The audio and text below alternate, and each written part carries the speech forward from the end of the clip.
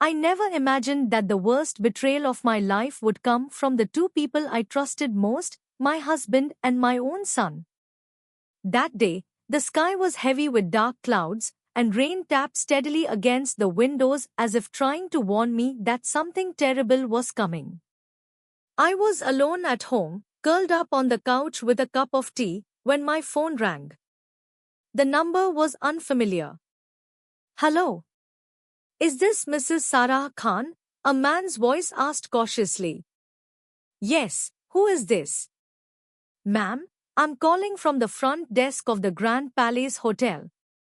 I apologize for disturbing you, but I need to confirm something. My stomach tightened. Confirm what? Your husband, Mr. Imran Khan, checked into our hotel today with a young woman. The room was registered under your name. For a moment, the world stopped. I think you have the wrong person, I whispered. Ma'am, we have a copy of your ID on file. If this is a mistake, we strongly suggest you come here. The line went dead. My hand trembled so badly that the teacup slipped from my fingers and shattered on the floor, hot liquid spreading across the tiles. I didn't move. I couldn't. For months, something had felt wrong. Imran had been distant, secretive, glued to his phone. And my son, my sweet boy who used to tell me everything, had started avoiding me too. Whenever I entered a room, conversations stopped. I told myself I was imagining things. Now I knew I wasn't.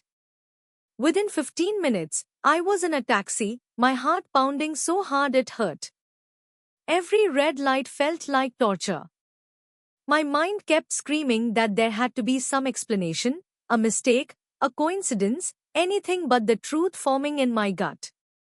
The hotel lobby smelled of polished marble and expensive perfume. People moved around calmly, laughing, checking in, living normal lives, while mine was collapsing. At the front desk, a young receptionist looked up. Yes, ma'am. I'm Sarah Khan, I said, my voice barely steady. Her expression changed instantly. Surprise flickered across her face, followed by discomfort. One moment, please. She typed quickly, then turned the screen toward me. Ma'am, according to our records, you already checked in. My legs nearly gave out. That's impossible. She pulled out a registration form. There it was, my name, my ID number, and a signature that looked exactly like mine. Who filled this out? I asked, my throat dry. Your husband did. He was accompanied by a young lady and a teenage boy who provided the ID. My heart stopped. A boy? Yes, ma'am. He said he was your son. The room tilted. My own child had helped him. I don't remember walking to the elevator. My body moved on its own, like I was watching someone else live my life. The numbers blinked slowly upward, 2, 3, 4. Room 407. Laughter leaked through the door. A girl's laughter.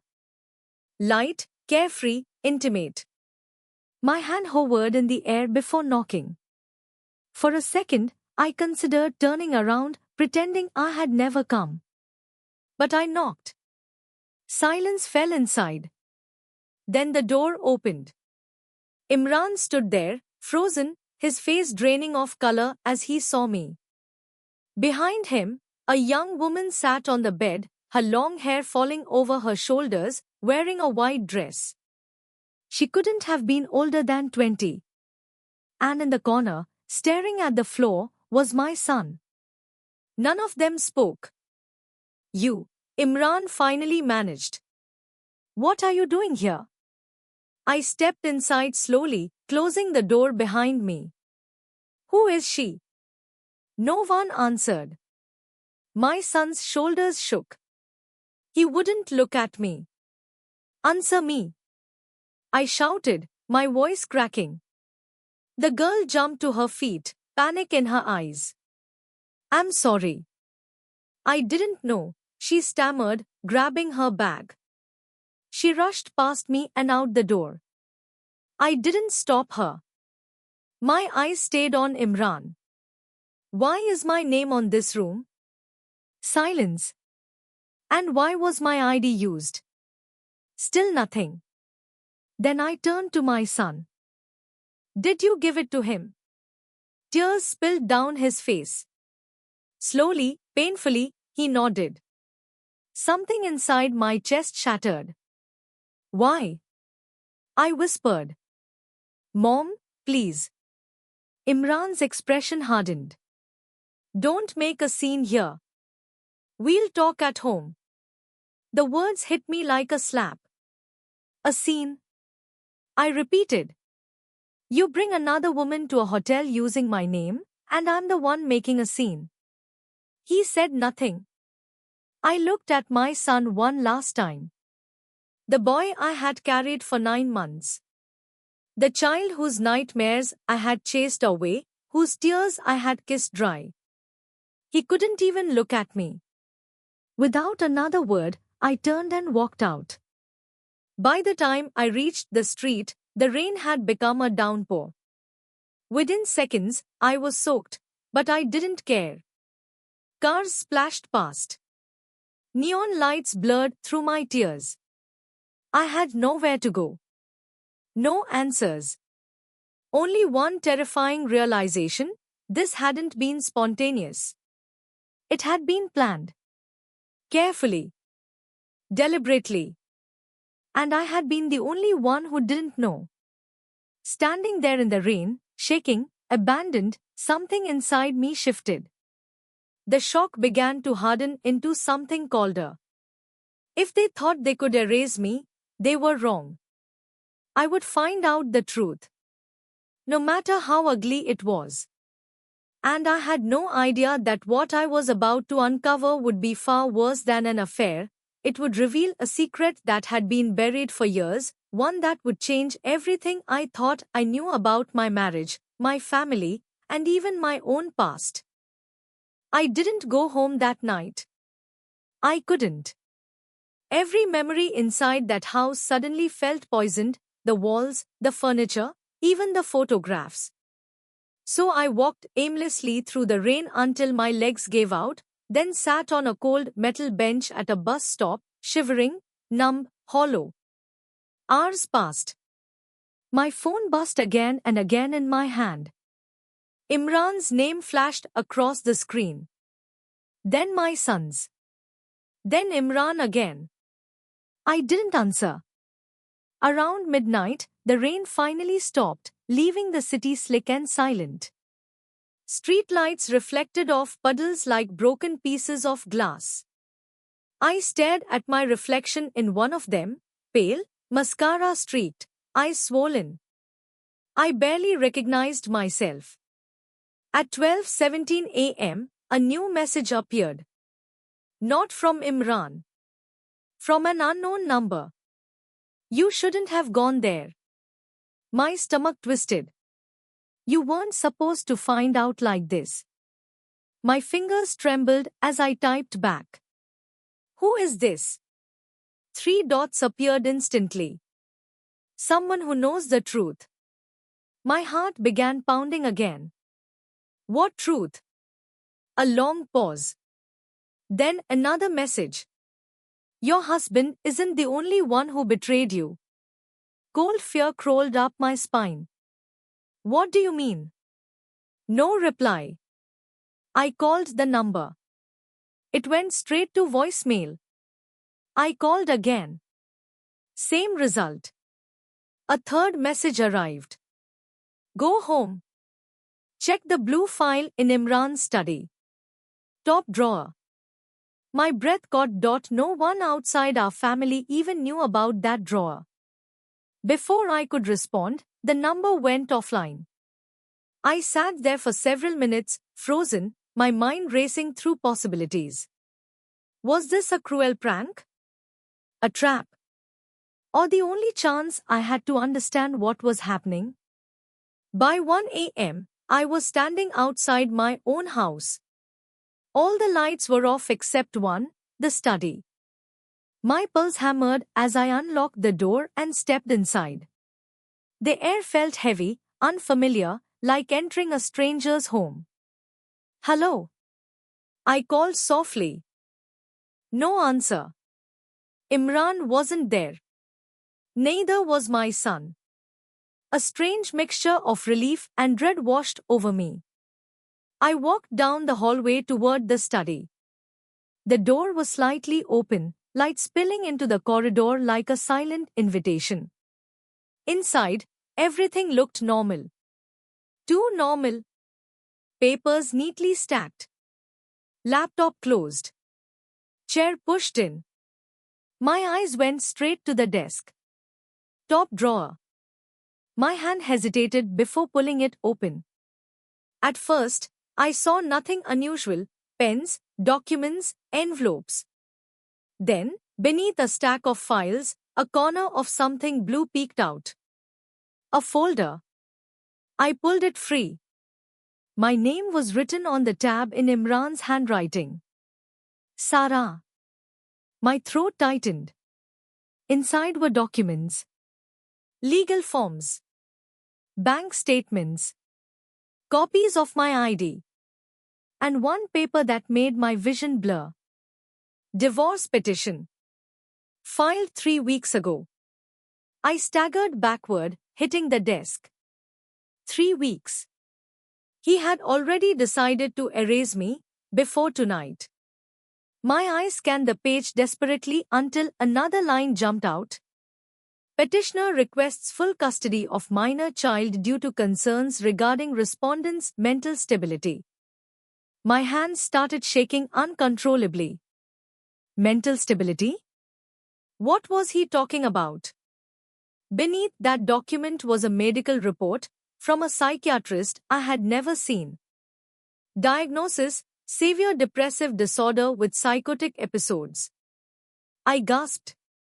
It was fake. It had to be fake. Then I saw the date and my signature at the bottom. No, I whispered. I had never signed this. Or had I? Fragments of memory surfaced, a day months ago when I had been extremely sick, barely conscious, after taking medication Imran said the doctor prescribed. I remembered signing something, too weak to even read it. My knees buckled, and I sunk into the chair. This wasn't just an affair. This was a setup. Suddenly, headlights swept across the study window. A car door slammed. Voices. Imran's voice. And my son's. Panic surged through me. I shoved the file back into the drawer and stepped into the shadow behind the door just as the front door opened. "Mom?" my son called cautiously. My heart clenched at the fear in his voice. Footsteps approached. Imran entered the study first. He looked exhausted, tense, angry. "She's not here," my son said from the hallway. "Check upstairs," Imran snapped. My son's footsteps retreated. Imran ran a hand over his face and muttered something under his breath. Then his eyes moved to the desk. To the drawer. Slowly, he pulled it open. My breath stopped. He froze. The blue file was slightly out of place. For a terrifying second, I thought he would notice. But before he could react, my son shouted from upstairs. "She's not here." Imran slammed the drawer shut. "Damn it," he growled. "Where did she go?" My son appeared in the doorway, eyes red from crying. "Dad, this isn't right. We shouldn't have." "Stop," Imran cut him off sharply. "It's too late now." "Too late for what?" My son's voice cracked. "She's my mom." Silence fell like a heavy curtain. Imran's expression softened for just a moment, then hardened again. She wouldn't understand, he said quietly. None of this is for her. My blood ran cold. None of this is for her. Then who was it for? Before my mind could process it, Imran added something that made my entire world tilt. In a few weeks, everything will belong to her anyway. Her. Not me. The young woman. Or someone else entirely. I pressed my hand over my mouth to stop a sob from escaping. My son looked confused. But you said. I said what I had to, Imran interrupted. Trust me. Trust me. The same words he had used on me for 20 years. My son nodded slowly, though he didn't look convinced. Go to bed, Imran said. Tomorrow will be difficult. As my son left, Imran sunk into the chair, staring blankly at the desk, at the drawer that held the blue file. For the first time, I saw something I had never seen before in his eyes. Fear. I stayed hidden behind the door long after Imran left the study. My legs had gone numb, my back ached, and every muscle in my body screamed to move, but fear glued me to the spot. I didn't dare breathe too loudly, didn't dare shift my weight. Only when the house fell completely silent did I finally step out.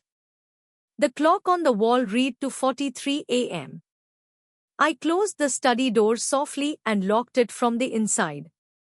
My hands shook as I pulled the blue file out again. Now that I knew what to look for, I searched deeper, more carefully. Near the back of the folder, I found another envelope. Thicker. Sealed. It wasn't labeled with my name. It had only one word written across it in bold black ink. Her. My pulse thundered in my ears as I slid a finger under the flap and opened it.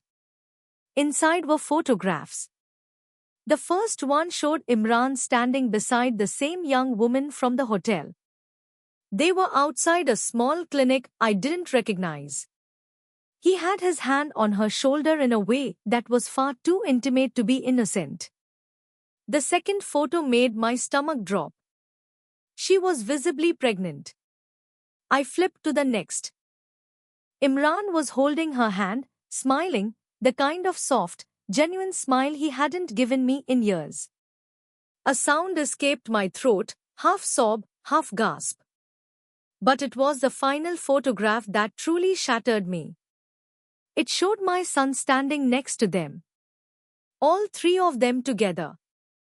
Like a family. My hands trembled so violently the pictures slipped onto the desk. So this was it. He wasn't just cheating. He was replacing me. Replacing me with a younger woman and a new child. Suddenly, something else in the envelope caught my eye, a folded document from a fertility clinic. I unfolded it slowly. Patient name, Laila Hassan. Procedure, high-risk pregnancy monitoring.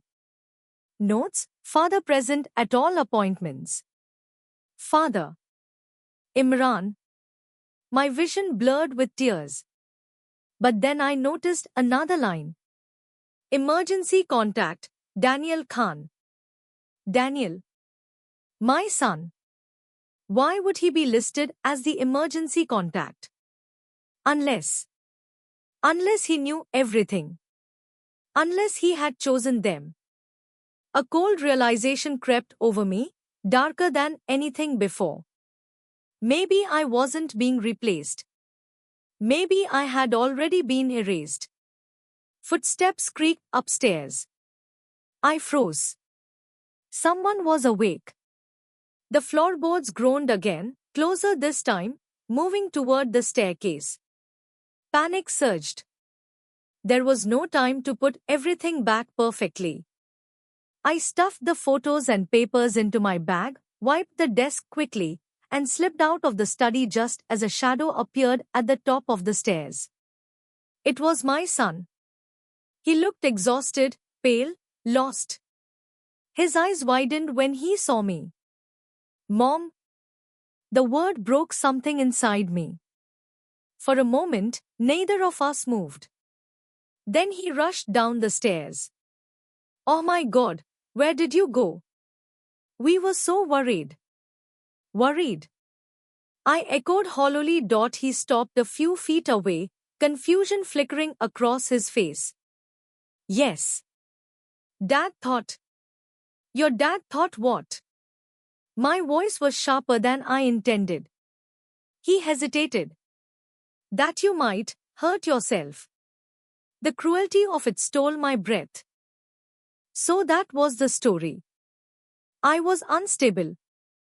Dangerous. Broken. I'm not the one destroying this family, I said quietly. His eyes filled with tears. I didn't want this, he whispered. Then why did you help him? I asked, my voice trembling. He looked down at his hands. You don't understand. Then make me understand. My voice cracked, echoing through the hallway. For a long moment, he said nothing. When he finally looked up, there was something in his eyes I had never seen before, fear mixed with guilt. Dad said, if we didn't help her, she and the baby could die.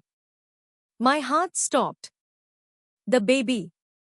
I repeated. He nodded slowly. She's really sick, Mom. Complications. He said she has no one else.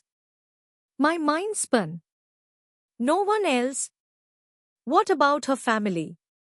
Why Imran? Why my son? And you believed him? I whispered. He swallowed hard. He said it was our responsibility. Our responsibility? My voice rose again. Before he could answer, a voice cut through the tension. That's enough. Imran stood at the bottom of the stairs behind us. I hadn't even heard him approach. His expression was cold, controlled, but his eyes burned with something dangerous. Go to your room, Daniel, he said quietly. My son hesitated. Dad? Now. After a painful glance at me, he turned and walked away. The moment his door closed upstairs, silence crashed down between us. Imran and I stood facing each other like strangers. You shouldn't have come back here, he said finally. I laughed bitterly. It's my house. For now. The words sliced through me. I tightened my grip on my bag, feeling the photographs inside. Who is she? I asked. His jaw clenched. You don't need to know. I think I do. No, he said sharply. You don't. Something inside me snapped. She's pregnant with your child, isn't she? His eyes flickered, just for a fraction of a second. Confirmation. And you're divorcing me to start a new family with her. Silence. Say it, I demanded. Instead, he said something far worse. It's not that simple. Then explain it to me. For a moment, he looked almost conflicted. Then his expression hardened again. The less you know, the safer you are. A chill ran through me. Safer? From what? He didn't answer. Instead, he stepped closer, lowering his voice. You need to leave, Sarah. Take the settlement and go somewhere far away. Start over.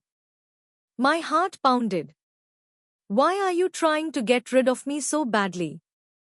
He stared at me for a long moment, and for the first time, I saw genuine fear in his eyes again. Because whatever was happening, it wasn't just about love, or betrayal, or even a new baby. It was something else. Something big enough to terrify him. You're already in danger, he said quietly. My blood turned to ice. What danger? Before he could answer, A car screeched to a halt outside the house. Headlights flooded through the windows. Imran's face drained of color. "They found you," he whispered. My heart slammed against my ribs. "Who found me?" He didn't reply. He just grabbed my arm, not roughly, but urgently, and pulled me toward the back of the house. "We have to go. Now."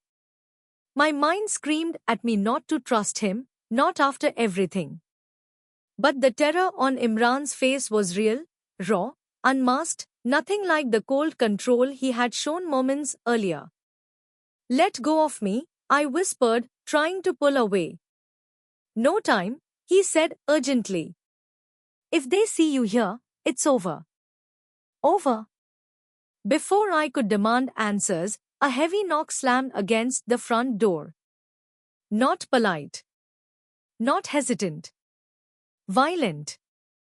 Daniel's bedroom door upstairs opened. "Dad," he called, panic in his voice. "Stay in your room." Imran shouted back. Another bang shook the house, followed by a man's voice. "Mr. Khan, open the door immediately." "Police?" "No." Something about the tone was wrong. Too harsh. Too controlled. Imran dragged me through the kitchen toward the back exit. My heart pounded so loudly I could barely hear anything else. "Who are they?" I asked. He didn't answer. The back door opened onto the dark yard. Rainwater still dripped from the trees, the air cold and damp. A black SUV idled behind the fence, engine running. I froze. "Get in," Imran said. "I'm not going anywhere with you until you tell me what's happening." His eyes flashed with desperation. "They're not here because of the affair, Sarah. They're here because of you." My stomach dropped. "Me?" Footsteps pounded inside the house. Wood splintered. The front door had been forced open. Imran grabbed my shoulders. "Listen to me. Everything I did, the hotel, the divorce, all of it, was to protect you." Rage surged through my fear. "Protect me? You destroyed my life." "I saved it," he shot back. Shouting echoed from the front of the house. Furniture scraped. Doors slammed open one by one. "They're searching," he muttered. "Searching for what?" "For you." My breath caught in my throat. Before I could react, Daniel burst out the back door, eyes wild. "They're not police," he gasped. "They have guns." Ice flooded my veins. Imran pushed Daniel toward the SUV. "Get in." Daniel hesitated. "Mom." "Now." We piled into the vehicle just as flashlights swept across the yard behind us. "Stop," someone shouted.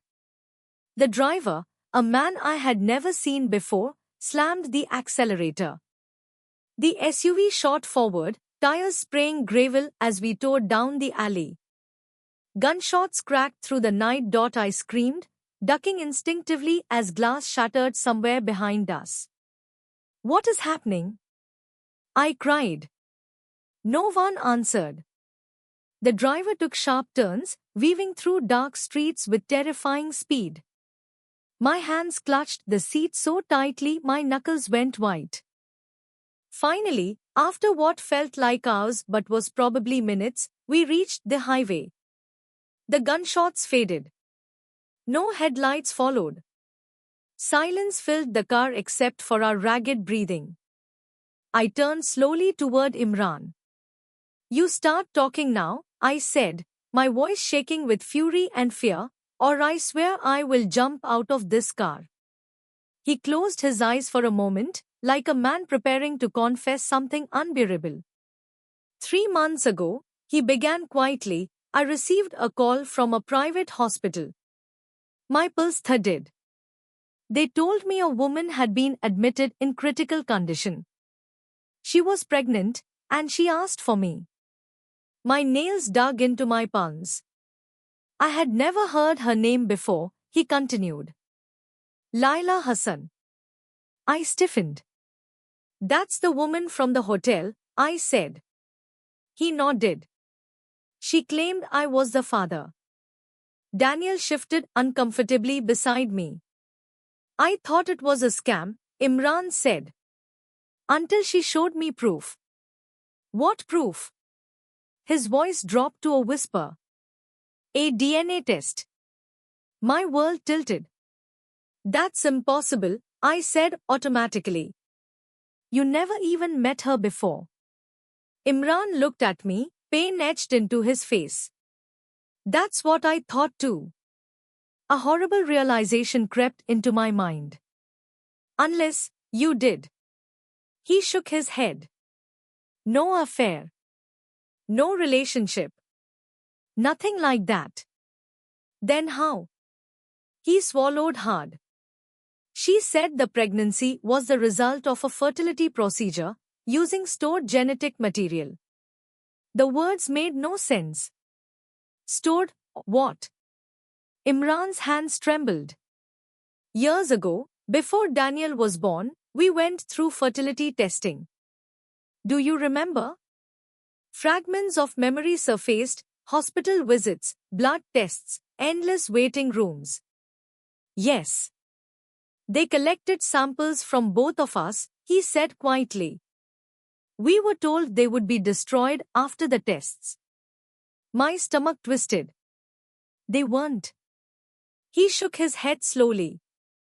Someone stole them. The car fell deathly silent. And Laila, I whispered, my voice barely audible, was impregnated with your DNA. And yours, he said. My heart stopped. No, I breathed. Yes. My mind rejected it instantly. It was too insane, too monstrous to be real. You're lying. I wish I were. Daniel stared at him, horrified. Dad, you said the baby was just yours. Imran looked stricken. I didn't want you to know everything. I felt like the air had been sucked out of my lungs. That baby, I whispered, my hands shaking uncontrollably, is mine too. Imran nodded. A sound tore from my throat, something between a sob and a scream. I hadn't been replaced. I had been used. The young woman, the pregnancy, the secrecy, it wasn't about starting a new family. It was something far darker. Who would do this? I asked, my voice hollow. Imran's expression turned grim. A company called Helix Biotech. I had never heard the name before, but the way he said it made my blood run cold. They've been conducting illegal genetic experiments, he continued. Creating children with selected DNA, selling them to wealthy clients. My stomach churned. And Laila. She was a surrogate. A victim. When she realized what they had done, she tried to escape. That's when they started hunting her. And now they're hunting me too, I whispered. Yes. Why? Imran's eyes met mine, heavy with dread. Because legally, biologically, you are the mother of that child. The weight of it crushed me. Somewhere out there, a baby existed, made from my stolen DNA, carried by another woman, born into a nightmare. Tears streamed down my face. Is she alive? I asked. His silence told me everything. But then he spoke, voice breaking. She died during childbirth. My heart shattered. And the baby? Imran hesitated. Then he said the words that would change everything again. They have her. I couldn't feel my hands. They have her. I repeated, my voice hollow, barely human. Imran nodded, staring straight ahead as the car sped through the darkness. They took the baby right after Laila died. We tried to stop them, but we were too late. A sound escaped me, something broken, primal. Not quite a sob, not quite a scream. Somewhere out there was a child made from me, from us, stolen before she even had a chance to be held, to be loved. Why didn't you tell me? I whispered. Imran's jaw tightened. Because the moment they knew you were aware, you would become a liability. A liability. My head snapped toward him. I'm her mother. Yes, he said quietly. And that makes you the most valuable piece on the board. Daniel looked between us, pale and shaking. So all this time, the hotel, the divorce, it was fake. Not fake, Imran said heavily. Necessary. The word tasted like poison. We needed them to believe I was cutting ties with Sarah, he continued. If they thought she was out of my life, they might stop watching her. Watching me. My stomach dropped. He nodded. Phones tapped. Emails monitored. Cars followed. Everything. My skin crawled as memories resurfaced, strange calls, cars parked too long outside, glitches on my laptop, moments I had dismissed as paranoia. You should have trusted me, I said, tears blurring my vision. I was trying to keep you alive, he replied, voice breaking for the first time.